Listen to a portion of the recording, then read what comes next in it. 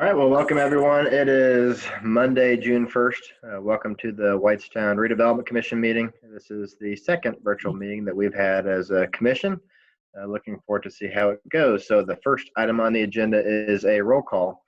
So Nathan, would you mind taking us away? So Brian Brackmeyer. Here. Kyle Weathers. Present. Adam Hess. Here. April Wyckoff. Not here. Rob Worrell. Here. Elizabeth Keith. Absent. And Michael Berg. Absent. Perfect. Next item on the agenda is Pledge of Allegiance. I think out of respect for not being able to do it in person the last meeting, we decided to skip that. So moving on to presentations. Have none. Now I would like to consider the approval for the meeting minutes from our May 4th meeting. So those were sent out in the packet, available online. Has everyone had a chance to review those? If so, do you have any questions, concerns? If not, would entertain a motion. Mr. President, I'll make a motion to approve the minutes from the last meeting. We have a motion. Is there a second? I'll second. Any further discussion? If not, we have a motion, a second, so we'd like to entertain a vote. For those in favor of approving the meeting minutes from the May 4th meeting, please signify by saying aye. Aye. Aye. Aye. Those opposed, please say no. Motion carries. Seeing no unfinished business, have new business, and the first item is to consider a resolution approving the TIF revenues, which is resolution 2020-04, which is just determine the need to capture the additional incremental value, assessed value for our potential TIF areas. So believe Parker or Steve, would you be willing to speak to that? You didn't, as you said, Brian and Parker. I don't know if Glenn can unmute Parker because Reedy Financial prepared the schedules on this, but this is something that you guys do every year, review every year. It was something that was implemented into the TIF statute a few years ago. You're supposed to review what that excess coverage is inside of your TIFs and make a determination on whether or not you need that or would want to pass any of it through. And when you get over 200%, there's some extra triggers in terms of having to go make a recommendation to the council, town council, and the town council ultimately making the decision on what the pass through is. But that's the gist of this. You guys do this every year. As I said, Reedy Financial prepares it, and then there's notices that will go out to all the taxing units. Parker, do you want to? I don't know if you need to go over all of them necessarily, but yeah. Anything else you want to add? Yeah, essentially, I mean, that's about it, Steve. Other than that, just making sure that we sign, along with the resolution, the mailers, and then having them sent out to each of the underlying units within the RDC.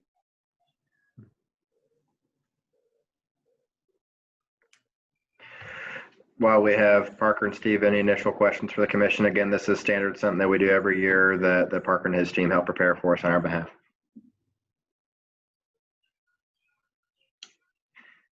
Seeing none, would entertain a motion for resolution 2020-04. I'll make a motion to approve resolution 2020-4 as is. I have a motion on the floor. Is there a second? I'll second. Motion a second. Any further discussion? Seeing none, would entertain a vote to approve resolution 2020-04. So those in favor, please signify by saying aye. Roll call. Roll call, yeah. This requires roll call. Roll call. So Brian Brackmeyer. Yes. Kyle Weathers. Yes. Adam Hess. Yes. And Rob Worrell. Yes. Motion carries. My apologies. Feel like at every one of these different public meetings, different virtually. Next item on the agenda is item B, which is to review a draft offer package for the Rex property that was created. A link to that was also listed in the package. Along with that, would like to talk through some of the design standards for the Rex property in general, which Nathan has as well that showed us a little bit earlier. So I'm going to, can you enable share screen, Glenn? Gotcha. You're good.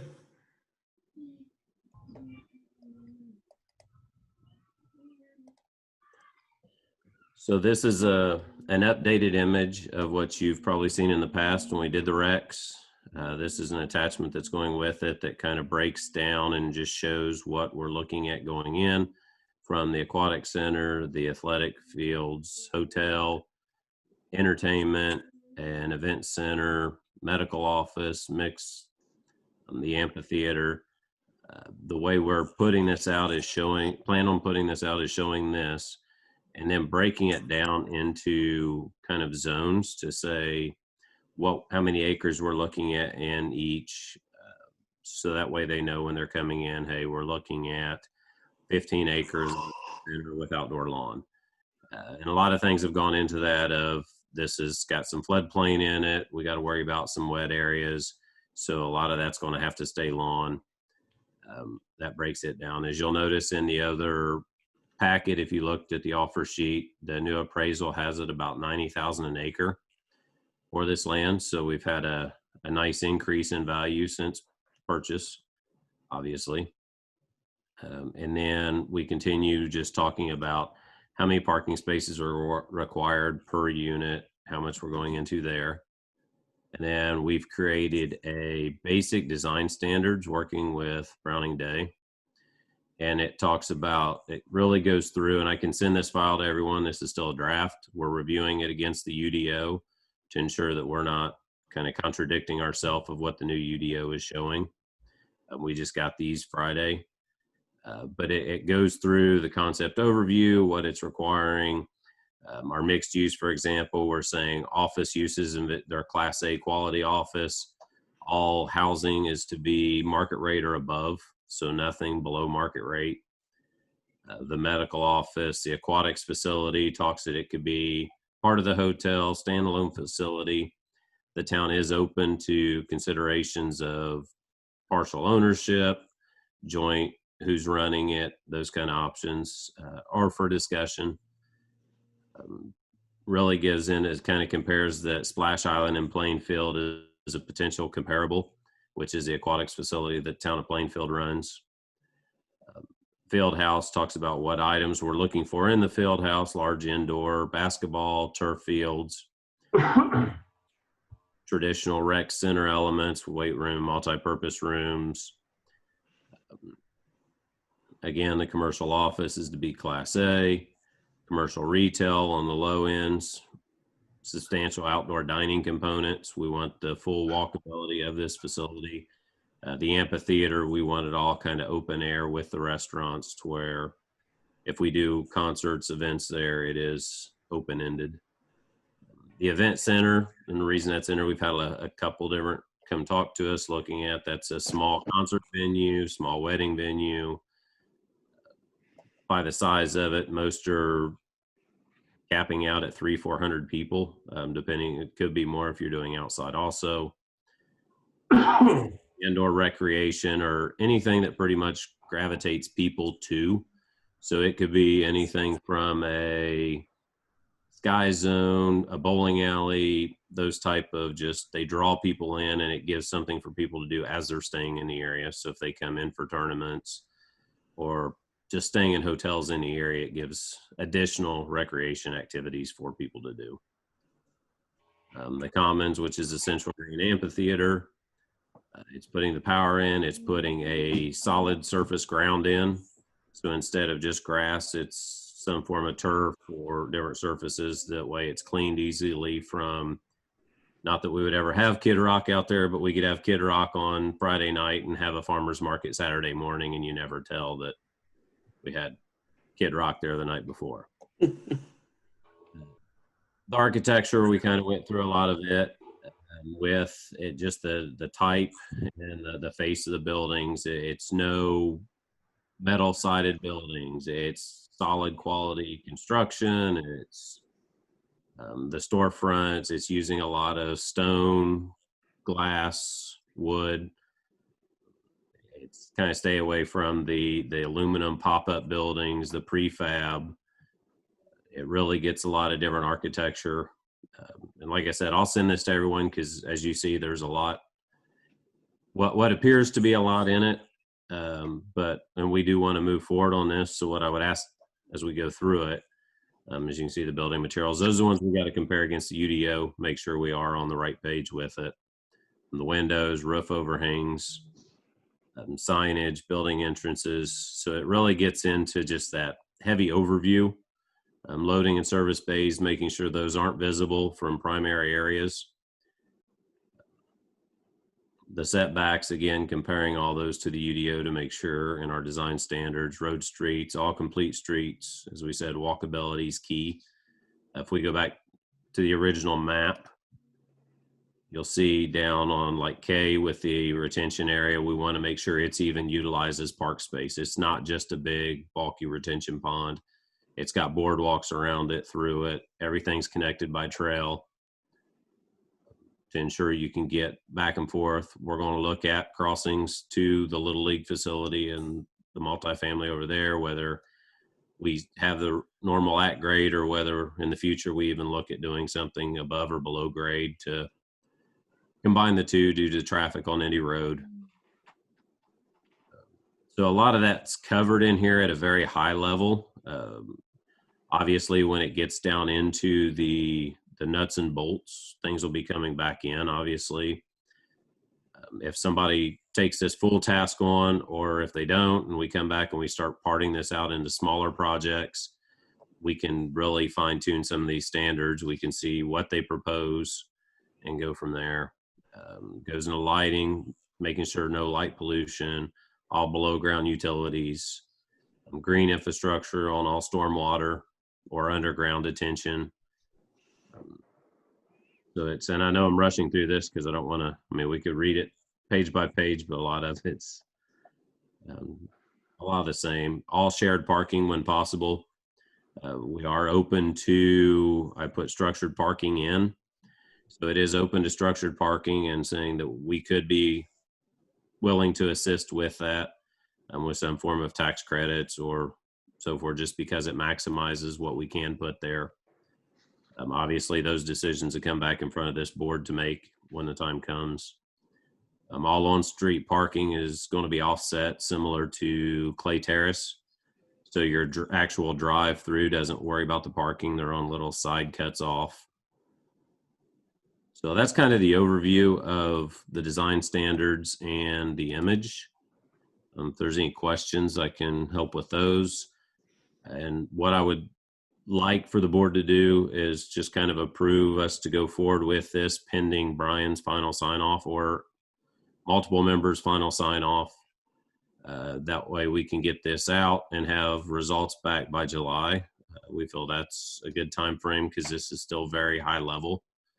And with what's here, we're not asking for complete renderings, just similar projects and references. And so, any questions? And Nathan sent this to me over the weekend. I had a chance to review it, and like you said, it's very high level, but you can read into some of the details that it is very high-end development, like you mentioned, very similar to what's in Clay Terrace or in the Hamilton Town Center too. So comfortable with what it is, but I still think there's a little way to go. So I would urge the commission to consider that we adopt it just pending my sign off, and also would like to see Adam Hess a part of that with his development background too. Think would add a lot of value in that until we get to that final point. So in July we can have something that we'd all be comfortable moving forward with and considering. So Nathan, a quick question. Does the RFP require the bidders to meet one of these very specific descriptions? For example, event center, can they only present an event center in number 4, or is this just general guidance of what we're thinking, but they're more than welcome to present what they would like to have? So the RFP is being put out for the entire 100-acre development of 100 acres at, I believe we were around 9 million, somewhere north or south of that for the full value, and they would build all of these items. If we get one person that comes in that's willing to give a proposal that says it'll do this. Now, if they come in with that proposal and they're doing everything except the event center, that comes to the RDC to review and make the decision. We could get 5 different parties that come in and say they're going to do they can do pieces, but they're not interested in the whole project. We can go back to those parties after it goes through this process and there's not one that's decided. And then we can negotiate with those individuals after the fact. But being put out And as Rob, I want to be clear, what we're doing is offering the property for sale. Okay, so what we're really putting out is, and it's a requirement, it's kind of a preliminary step that we have to go through to be able to transfer any piece of this property to anybody. We have to do a public offering of it. Mhm. And so what the packet says is, we're offering this for sale. It says what the minimum offering price is, which is $90,000 an acre, Nate, I think, is what the appraisal came back in. And that's our minimum offering price. And then what it says is we're going to give preference to somebody that's going to develop this consistent with what our vision is for the property. And I did draft it in such a way that you could get an offer for all of it, but somebody also could come in and say, I want to buy these 10 acres and we've got this proposal. And maybe it's 100% consistent with this. Maybe it's something a little bit different on a part, but you guys would have that flexibility.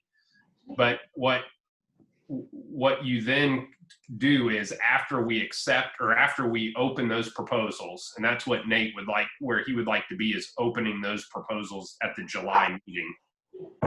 After you open them, we have to wait 30 days. And after that 30 days, we can dispose of the property to anybody we want under any terms that we want.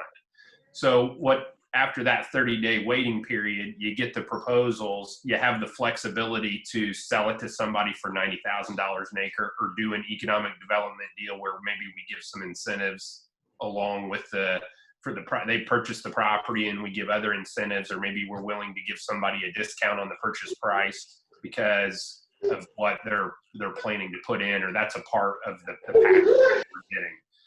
So that's really kind of, it's not an RFP in the sense that you would normally think. And this is, Rob, this is exactly what we did on the Little League parcel, for example.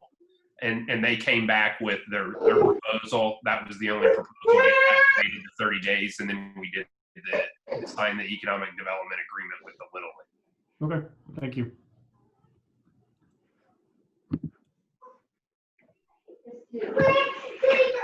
Thank you, Nathan and Steve. Does anyone have any additional questions for Nathan or for council? And Nathan, you did say that you are going to send out the design standards later this week, right? Yes, I sent them to you today, I believe, and then I'll get them to the entire board with that just kind of overview draft, just get a feedback. And like I say, if we could get something within the next week, we can have that. I think by next Wednesday, we can still get it in the paper with information, and then we would be able to get the 2 listings in the paper for the public notice, and then that would still allow an additional 2 weeks after the last notice for developers to put it together. And I know 2 are on here right now that are interested. So once we approve, I can just go ahead and forward it to them. But we've got a list of them that have reached out that are interested. So we can get it to them as soon as it goes to the paper also, and get the 2 public notices. Then they'd have an additional 2 weeks after, and would open those proposals at the July meeting, would be my hope.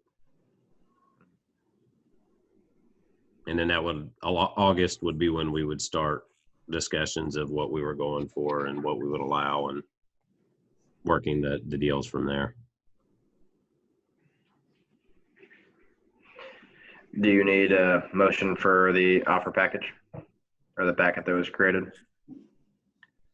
I believe it'd just be allowing me to move forward with that with your sign off, because you said that's a draft and that was presented today. I want to make sure we have a final and your thumbs up on it. So if the board would approve me to move forward pending your approval, And then you can, like you said, with I'm using Adam Hess, if you can wait till you have his approval or whatever and other members of the board feedback, and then you just giving me the green light to move forward with putting the ad in the paper and advertising the RFP.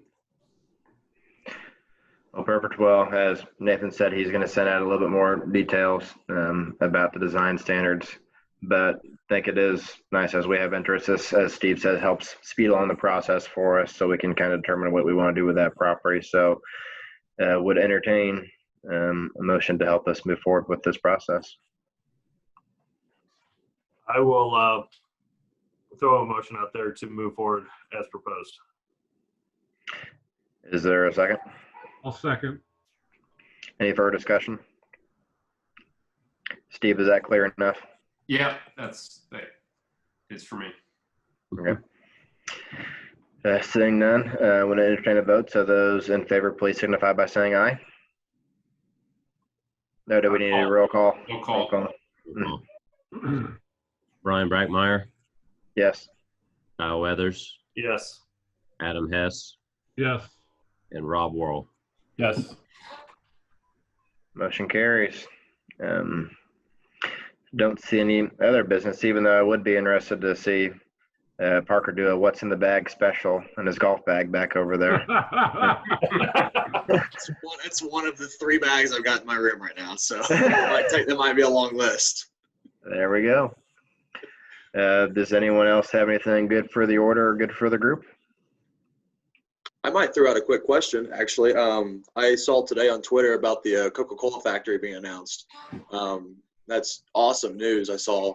I guess my question is, does anyone have any further detail on where exactly it's going to be located? Nathan Fishback. Yeah, it's the Fishback up the GDI. Okay. My understanding. So. Sounds good. Yeah, that's awesome to hear, though. Brian, was there any info on any businesses taking up our grant that we approved last month? So quick update on that. We originally had asked if Kyle was able to represent us on that. Unfortunately, wasn't able to do so through work compliance. So Nathan Messer is actually representing the RDC for that too. And believe we did have some interest. And I don't know if there was an official application. Nathan, do you have an update there? Yes, we had one interest out of a Whitestone resident. That one was denied.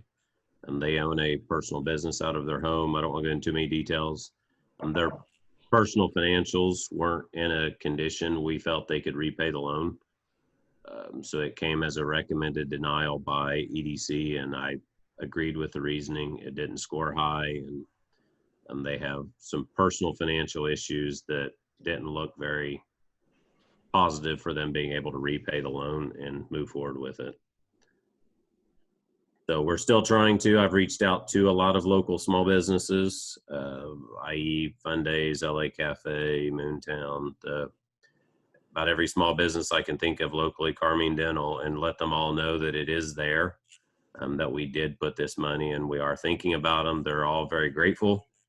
The ones I've talked to that haven't filled in yet, they've weighed it, they've thought about it. They want to try and see if they can get through it without borrowing additional funds. But they are glad that it is an option that they can use. So, I guess carry on top of that too. I think a lot of businesses are really still sorting through the CARES Act, and as people kind of continue to move through that process, might be looking at other opportunities. And I'm glad that they know this is there. Nathan, the rest of the town, and the EDC are doing an excellent job of getting the word out. So I'm not sure if we'll get too much interest here in the next couple months or so, but depending on how much longer people are working out of their homes, and expect early fall to maybe, hopefully, well, not hopefully, might see some more interest in that program. So it's great that the resources there and the word has gotten out pretty well. well, and some have said with the new changes and requirements, so the dental office, for example, Carmine, they've started adding a $50 infectious disease fee onto that, come fall. My next appointment, I'll end up having to pay if insurance doesn't cover. but it's the new procedures they have to do, the gaps between, they're not allowed to let as many people in as often. And so there may be some businesses as this continues down that have to change their business model and make renovations and additions. LA Cafe, as you saw, she's increased her outdoor seating, redone the building. So a lot of them are looking at items like that. And as this continues forward, what the new norm becomes is when they say they may need to or really fall back on that program for assistance in. Well, perfect. Well, anyone else have anything else? If not, thank you all for joining. Would entertain a motion to adjourn. I'll make a motion to adjourn. Kyle's the MVP again of this meeting, y'all. Is there a second? I'll second. Skip the roll call. Have a good night, everybody. Guys. I guess we'll sit out Thank you. there tonight. Thank Thank you. you. See you guys. Have a good one. Guys. See ya.